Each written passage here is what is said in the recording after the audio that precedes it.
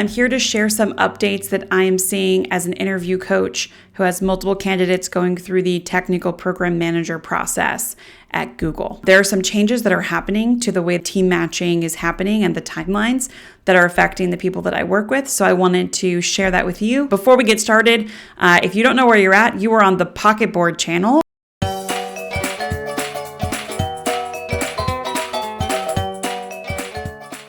My name is Erika. I'm the founder of Pocketboard, and I'm also a former Google hiring manager and an interview coach.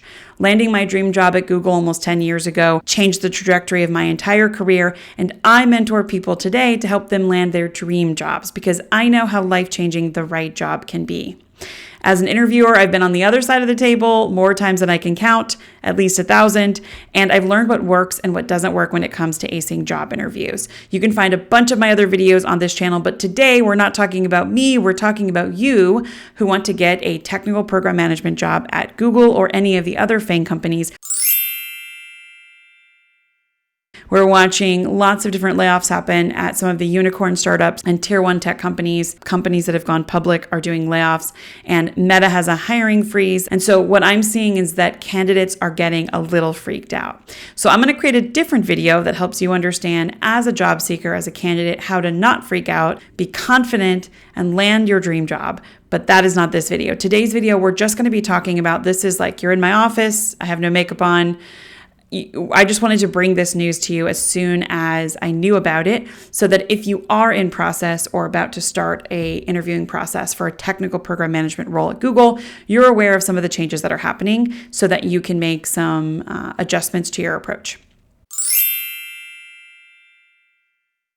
Okay, so I want to start by kind of zooming back out to the technical program management process and how it has worked in Google hiring in the past. And one thing I should note here, or two things I should note. One is I'm going to use the word Google and I'm going to say FAANG, and I'm going to sound like I'm using them interchangeably. I believe that the changes that we are seeing today that I'm hearing about from my candidates and the people that I mentor are going to be more than just at Google because it is about improving the candidate experience. So I'm going to be talking about what I'm seeing and hearing at Google, but I think that we may start to see it at other companies. So if you're not interviewing at Google, but you're interviewing at a different FAANG company or a different tier one tech company, you may also experience this. And the tips that I'm going to share at the end on how to work through this are going to be helpful for you, whether you experience this in your interview process or not. Okay. The second caveat I will say is that everyone's interview process is different. FAANG companies are kind of renowned for having very standard, very predictable interview processes. But the reality is that there are lots of different special processes for people that come from different backgrounds, from people that come from different life and work experience, apprentice programs. And so the conversation that we're having today is really if you are in the 80-something% of people that go through the standard, vanilla, generic technical program management interview process at Google. Okay. So those are my two caveats, and now we'll dive right in. So to back it back up, I think it's important to look at the history. So historically, like 10 years ago at Google, you would only apply as a TPM if there was actually a job opening and headcount for a role that you were a fit for. They didn't have kind of an overarching kind of general process like they have had for a long time for product managers and software engineers, these like evergreen, perennial needed roles. It's like, we know that in the next couple of months, we're going to need another 100 software engineers. So let's just build out a process where we can interview them, vet them, give them offers, let them know that they have a job at Google, and then match them to a team when the team demand arises. That has historically not been the case for TPMs, but that started to change in 2019. Google has gotten a lot larger. It is a massive company, as have all of the other FAANG companies. And so as a result of that, some roles that have historically been very hire as needed are now kind of perennially needed, like product managers, like software engineers. And so the TPM hiring process appeared to change sometime in 2019 and definitely by 2020, where they started, just perennially interviewing technical program managers, not with a specific team or product in mind, but to make sure that when they actually need someone for a team, that they have someone who's vetted, who's passed the interview process, that they can introduce to that team and hopefully make a match. And so that change happened in 2019, 2020. And so what the process looks like, you would first either apply or get recruited. You'd have a conversation with a recruiter.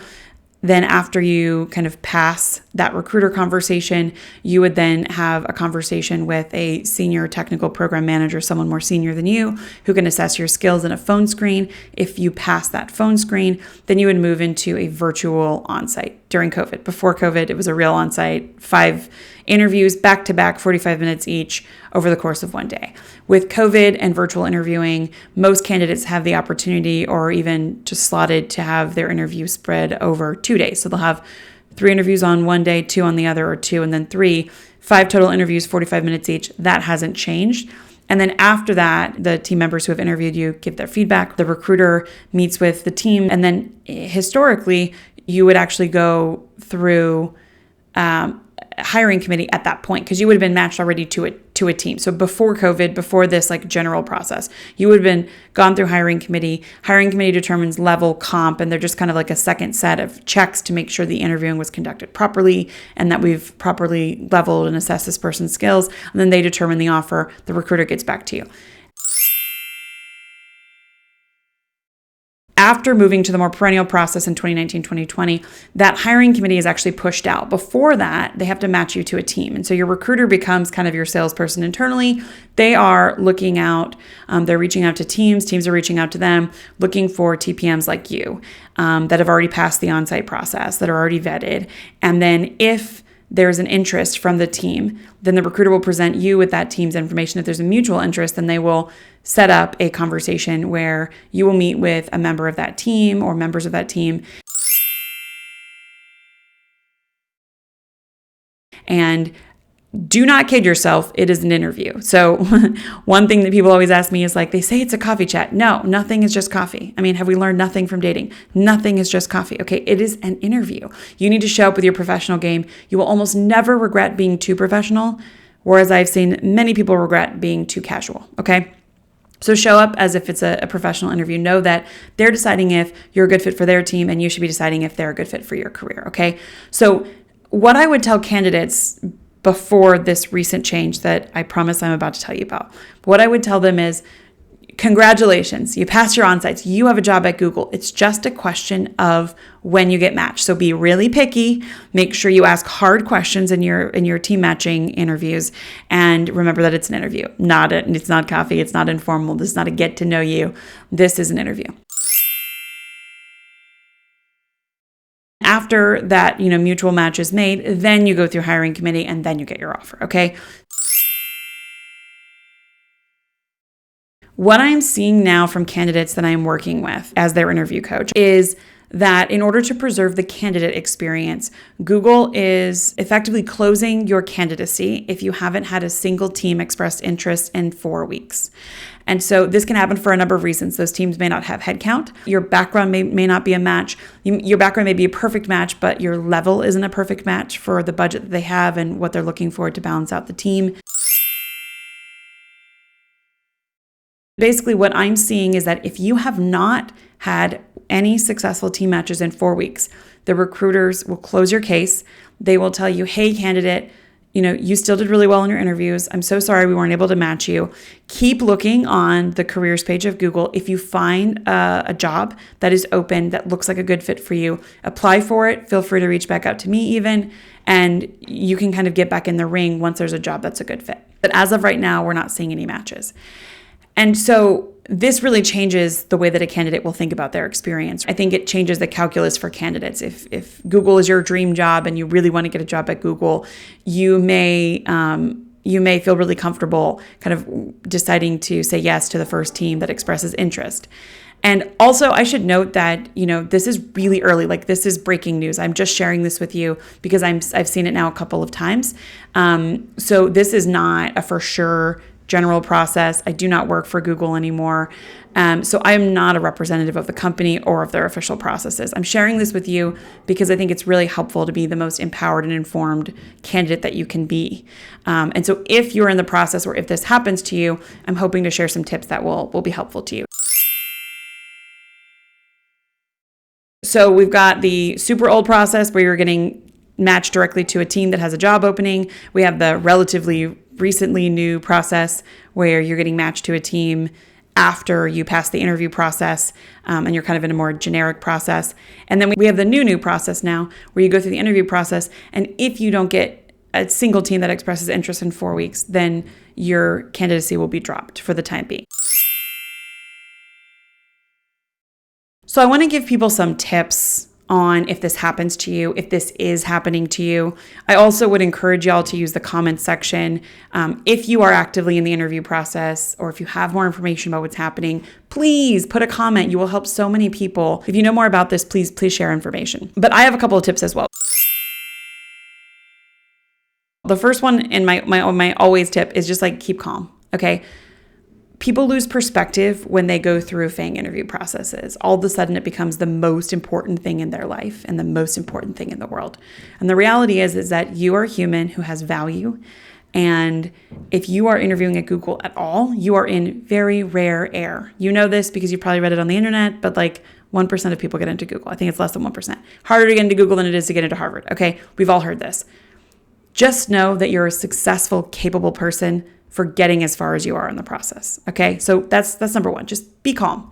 You are where you need to be, and you need to stay calm, because calm and confidence have this incredible ability to actually push you through difficult times and to also make you a more appealing candidate. So stay calm. The most important tip that I have for you is how to communicate with your recruiter after you pass the on-sites, okay? So if you're a TPM candidate at Google right now, after you pass your on-sites, and by the way, if you need help passing your on-sites, this is what I do all day long. And we have tons of other Pocket Board mentors who are incredibly capable. They can help you with your resume. They can help you tell your story in a more compelling way. They can help you answer interview questions with like the best possible answers that are robust and data-driven and kind of scratch all of the itches that interviewers want to hear and just really pump you up, okay? So if you are at that point where you're passing the interview process, then my tip for you is to stay in communication with your recruiter, okay? Your recruiter is working for you. They are so on your team. They want you to get this job almost as much as you do. Not as much, but almost as much as you do, okay? So you're not going to nag them. You're not going to text them. You're not going to email them 30 times a day. You are going to, on about once a week basis, you're going to communicate with them. In your communications with them, you're going to give them updates on what's happening with other interviews going through, what's happening in other processes that you're in. You're going to share with them your memories from the interview process and great conversations that you had, and remind them that Google is your number one pick and you'd really love to work there, okay? Most people say this, but say it with data. Express to them why it is. Why is Google your number one pick? Is it the opportunity to work with billion user products? Is it the type of coworkers you're going to work with? I have a whole video on what not to say when you're talking about why you want a job, so check that out. I'll try to link it here if I remember. And then you're going to check in. Hey, how's my team matching going? Do you have any feedback for me? Are we hearing anything from the teams that are expressing interest or not expressing interest? How are things going? That's all. You're just checking in. How are things going? Do not nag them. They do not want to be nagged. These people are some of the busiest people in the world.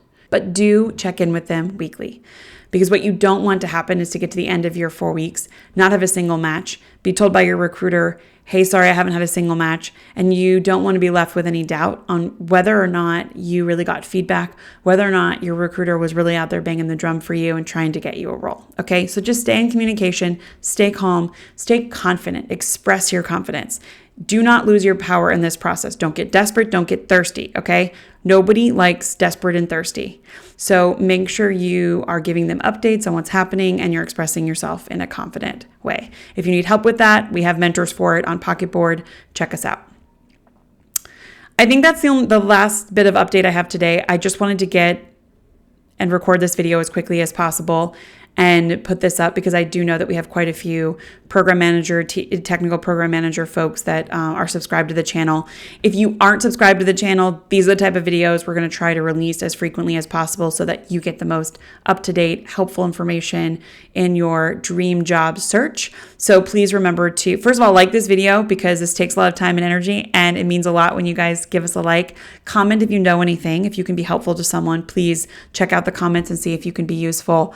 And then, of course, if you want to see videos as soon as they're published, make sure to ring the bell, subscribe to our channel, and you'll get those videos as soon as we publish them.